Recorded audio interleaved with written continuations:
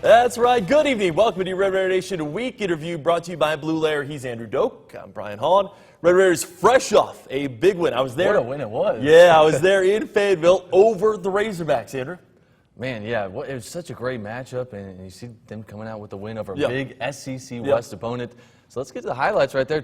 Facing the toughest test out in Northwest Arkansas, hoping for a similar result to the last time they went out to SEC country when they came up with a win over Ole Miss. Early first quarter, Patrick Mahomes pitches out to Justin Stockton. They're knocking on the door.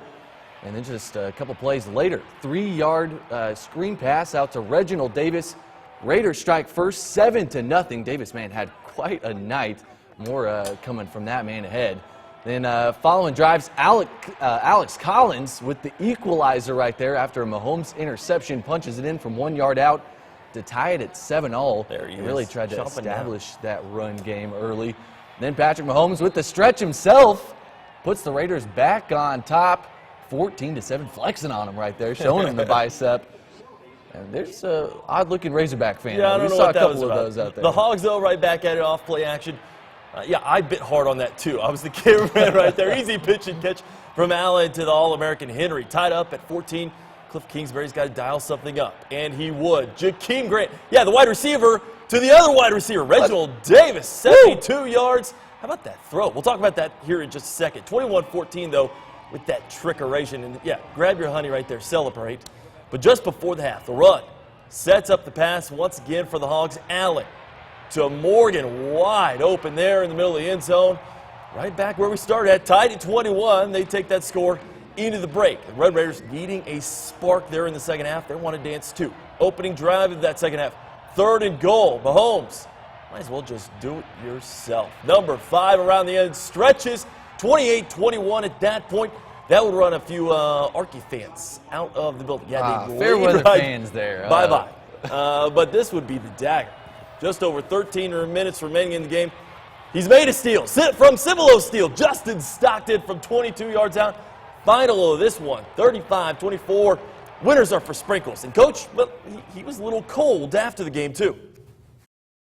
That's a program that prides themselves on being physical, and at the Texas High School Coaches Convention this summer, he stood up and said, if you don't play with a fullback, we'll kick your throw it 70 times a game, we'll kick your and he just got kicked twice in a row, and probably next week by A&M as well. So that did feel good. Hot takes right a little look ahead there as well. And social media had a field day with those comments. Here's just a sample of the comments from our Facebook page. Remember, tomorrow, we'll give you another chance to chime in with your Monday headlines as we get you ready for TCU this weekend. Remember, those Horned Frogs coming to town. But, Andrew, what do you make of Coach's comments as you kind of look at some of our Facebook friends there? I absolutely loved his comments. And I think a lot of times people dog on coaches when they really tell you what they feel, and that's what we want to hear from coaches. That's what we're trying to elicit out of them, and I just love seeing that fire and that passion. Yeah, if there's been one criticism of Cliff before and after the game, not during the game, but before and after, it's been maybe too robotic. Just a little uniform, just a little talking points. And that's okay, and he needed to get his team focused for this. But a big win, I have no problem with this. And for one, you know that your team is going to be focused because, once again, it is a huge revenge game. Probably the biggest. Remember 82-27? These players They're going to remember that. Yeah, they will not take his comments and all of a sudden just, feel themselves, as to say, and not come in focused for the Horned Frogs. I can tell you that. Even talking to Micah Awe before the game, I was like, was Arkansas a game you had circled on your calendar? He said all of them are. I mean, all of these teams. Kind of one of those uniform answers. One of those uniform answers, but when you have 82 points scored on you, you don't forget last year. Yeah, they will not forget. All right, not to be overlooked, the defense stood tall yesterday. That's correct. Don't adjust your TV sets. I said the defense might have been actually the MVP, especially in the second half yesterday. I think especially the starting safety, Ja'Shawn Johnson, recorded 16 tackles, the most for a Red Raider since Keenan Ward hit that same number last year versus West Virginia. He also probably made the play of the game with a forced fumble and then recovered it to seal the win, taking it away from who David Gibbs called an NFL caliber running back in Alex Collins. And they have a good offense, obviously. I've been very impressed with their quarterback. makes great decisions. The running back is a stud, big O-line, and they just kept fighting. It was not easy, obviously, but got stops when they had to, and so I'm proud of that group. I mean, we played a great offense, man. Great running back, great offensive line, and just to be able to just hold them to 3 points in the second half was amazing. And to my credit, Andrew, I actually called this. I was right. I said there would be a trick play in yesterday's game, just for the wrong team, is how I called it. Jakeem Grant with his first pass of his collegiate career, as we showed you earlier, it went for 72 yards. But this trick wasn't, quote-unquote, in the bag as it ended up looking. It was great. We repped that a lot in practice, and I just couldn't get it down. I couldn't get a good throw in practice, but somehow it all worked out today. He was 50% in practice, so blind faith. We ran the play where he ran it against them last year, and they triggered like crazy. So we'd seen it, knew that that corner was aggressive, safety was aggressive, and worked out. Oh, man, I didn't even see it. That's the crazy part. But Jay Sean told me that he threw the ball to Reggie, and I was like, man, Jakeem throw? He can't even throw. I'm just kidding.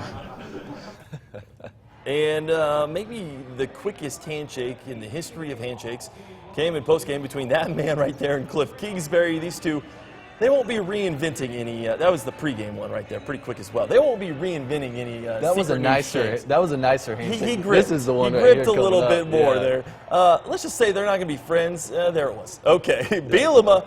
By the way, taking issue with Cliff and the refs last night. Take a listen. He described to me exactly what he thought he saw, and he threw the flag. So can't do much about it. What did he describe? He said they were engaged and that Hunter pushed off and gained an advantage to make the play. So, down there, we're really tight window. I thought it was a DPI, to be quite honest, so I wasn't overly concerned with it. But, good news, too. We jump into SEC play this week. We got SEC officials. And since I've been here, that's probably been one of the nicest benefits of being in this conference. Is I think as I've been around in this thing, they've got the best officials in the business. I beg to differ because the chants that I heard after the game weren't SEC. It was 12. Big 12. Yeah, that Red Raider section was loud and proud there last night. People should thank the Big 12 because after you see Oklahoma pull off a win down in Knoxville, see the Red Raiders go down and pull a win off in Fayetteville, that helps the Big 12's perception. There's no doubt about that. Maybe knocking down that Southeastern Conference down a peg. That's good. Yeah. All right, coming up, plenty more here in your Red Raider Nation Week in Review. That's right, Brian, including some high praise from another big-time player around the country. We'll talk about it coming up. All right, and next, has it gotten worse or has it gotten a little bit better there on the 40 acres? Oh, poor Longhorns. That and much more on your Red Raider Nation Week in Review. This is KMAX Red Raider Nation Week in Review. And more Week in Review is Patrick Mahomes taking more than just a win back to Lubbock on Saturday night. He also got some mad respect, as they say, from Ohio State quarterback national champ Cardale Jones, as the kids might say. Yeah, real recognize real. All right. I didn't put that in the script, I promise. Good evening. Welcome to your Red Raider Nation Week in Review, brought to you by Blue Lair. He's Andrew Doak. I'm Brian Holland. Okay, it can get a little crazy over the weekend, a little bit of mayhem over a college football weekend. A lot can happen over a Saturday afternoon. You can learn a lot, too. That too. From what is a pretty hectic Saturday. Andrew, what did you actually, quote-unquote, learn this Saturday? This might be already a little bit of a known commodity, but Leonard Fournette is a man amongst boys. He's a big boy. 19 carries, 228 yards, 3 touchdowns, all while probably leaving some of his own tire tracks on the jerseys of Auburn defenders. Just shake him off right there. I mean, they couldn't even touch him, it seemed like, and he was getting in the end zone. Just unbelievable running there. He's my Heisman front runner. I watched him play high school football in New Orleans, and just imagine that with kids half that size. That would be ugly to watch. Unreal. All right. I learned that the Troubles haven't left the 40 acres. Okay. No, they have not. Maybe I already knew that, but Texas should not be losing at home to an unranked Pac-12 team, that's for sure. And this game wasn't even close going into the fourth quarter. Texas scored 20 points in the final frame just to make it reasonable, a 1-point loss.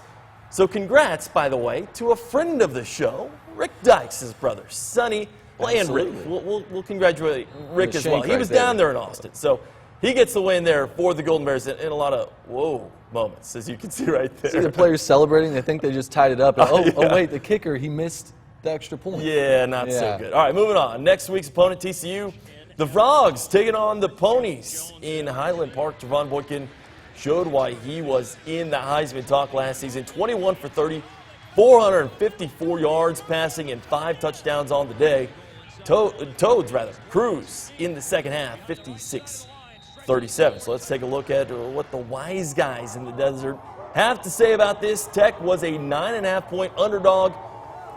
That was when the line opened. That has since moved now to 7.5 points. Gary Patterson, last night, by the way, apparently called glass on his shot. Gary, looking ahead, Texas Tech won a big game in Arkansas tonight. That's a tough place. Yeah, I actually called that. I watched both. I mean, I watched last week. I thought they'd do that, to be honest with you. I mean, I thought they were playing really well on offense. I thought they would do that. All right, so 3-0 versus 3-0. It'll be at the Jones, 3:45. Remember that, 3:45. Bring an empty water bottle for that one. Could be a hot one. Ron Roberts will, of course, keep you advised. He will. We will keep you advised, though, as far as TCU, what they're going to bring into this one. The defense hasn't looked as good, and the offense has just started to get back on track. So yeah, you saw early in that Minnesota game, the offense was not hitting on all cylinders. Right. The defense seemed to be all right, but they're missing some pieces. They've had some guys hurt along the way this season. Yeah. Really interesting matchup. I think taking away from the first 3 weeks, though, they're not as daunting as I thought they once were, and that also has to do with Tech being a lot better team than I thought they might have been at the beginning of the season. And you know the Red Raiders are going to be thinking about and hearing about 82-27. That's being hit home all week long. We'll, of course, have more for you. Actually, at 11 a.m., we should be at Cliff's press conference, his Monday press conference, getting you ready for that. And then at 6 and 10, your Red Raider Nation as well. All right, still much more here to go here in your Red Raider Nation Week in Review. Including some Red Raiders making some noise in the league today. Look at that snag right there. And it's way too early, we know. It's way too soon, we know. We make our own predictions anyway for the college football playoff. Don't go anywhere. Watch it in your Red Raider Nation Week in Review. This is K-Max Red Raider Nation Week in Review. More Week in Review, more Red Raiders. Danny Amendola, the New England Patriots, with this crazy catch over his shoulder. How did that even happen? Woo! That may be the catch of the year. Unfortunately, that was his only grab of the game. The Pats, though, they do escape Buffalo with a 40-32 win. Yeah, Rex Ryan was talking that up as almost the Super Bowl of their season, but what do you know? King Crab. Everything is. Yeah, King Crab, by the way. Michael Crabtree reeled in 9 catches for 111 yards and a touchdown for the Raiders. Could he be back? He's trying to rebuild that NFL career as Oakland beat Baltimore today, 37-33. He's on my fantasy team, by the way, on the bench. That may be a little bit of we may have to talk about your fantasy team. I need to put him back in the lineup. That gives me a reason next week. Well, yeah, you left some points out there. So, anyways, welcome back to your Red Raider Nation Week in Review, brought to you by Blue Lair. Let's take a look at your way too early college football playoff Final Four. Last week I had Ohio State, Alabama, USC, and Baylor. Yep. Going to change it up a little bit this week. USC just suffered a loss. So right now, Baylor's at the top for me right now. They had an idle week. You see them sitting a little bit lower than that in the polls right now. But Ole Miss went and had a big win at Alabama. Notre Dame, I don't understand how they can have so many injuries and still be so successful. Yeah, there's that next graphic showing Ole Miss right there. Yeah, and USC totally falls out. By the way, the guys there from Waco, they still got your top spot. They still got my top spot right now, but potentially because I think the Red Raiders have a good chance to by the way, TCU this next year. You're not cheating off me. That's a typo. It says Holland's college football playoff matchups up there at the top. Okay. But that is actually Mr. Doak. For the record, just wanted everyone to know. All right, let's go ahead and go to my way too early predictions. TCU still atop. That was actually last week's right there. Just want to show you kind of the change, the evolution of it. And it's not going to change that much. Let's go to the next one and show you. Yeah, just switch 2 and 3, really. Notre Dame, with all the injuries, it's hard to really count upon them. And I'm just kind of holding on to them, to be honest with you, because they were in my original top 4. So I'm just going to keep going with that until they lose and they prove me wrong. Yeah, like I'm saying, I mean, how much does that say about them? They're able to lose their starting D-tackle, their starting running back, starting quarterback, starting safety this last game, and they're still able to beat a really good Georgia Tech team who was right outside the top 15. It's just unbelievable to me that they can plug guys in. All right, your quick takeaways from this weekend, obviously going down to Arkansas, a huge feat. Only 3 points allowed by that defense in the second half. Yeah. What do you take? What was the biggest headline of the game for you? Biggest takeaway I think I've taken is all 3 weeks you've improved. Yeah. You've looked like a better Sure. team week to week. They said that jump from week 1 to week 2 is usually your biggest progression. I saw an even bigger jump this week 3. The defense up front looked more physical than Arkansas. And I think you have your quarterback of the future in Patrick Mahomes because he led you into think? SEC country. Yeah. And put up, I mean, didn't even have unbelievable numbers, but you felt like he just did what he needed to do to get you out of there with the win. And every Friday we have our 3 keys to the game. 2 weeks ago I said, watch out for the linebackers. They're going to plug in someone new. They have. I think they finally found that mix right there, and they like what they see. And then also, Ja'Shawn Johnson, my goodness, 16 He was my tackles. player of the game. Wow. I mean, so, unbelievable. Yeah, so I think defensively you're starting to see that personnel round out. Maybe David Gibbs can really start to kind of, get his claws in this defense and get some more of those turnovers. They are now 3rd in the Big 12 among Big 12 teams in turnovers. And by the way, 1st in fewest penalties. Great stats right there. Discipline, it's actually paying off this year. Hopefully it pays off once again. We'll, of course, have everything that you need to know about TCU and leading up to that in your Red Raider Nation all week long. And then our pregame show, remember, Saturday, 10:30 a.m. Wake up early with us with the coffee. If you're watching the game, just flip on over to us. A full 30-minute show previewing the whole game. All right, we got to get out of here. Thanks for joining us on another Red Raider Nation week in review. Till next time, this is the Red Raider Nation.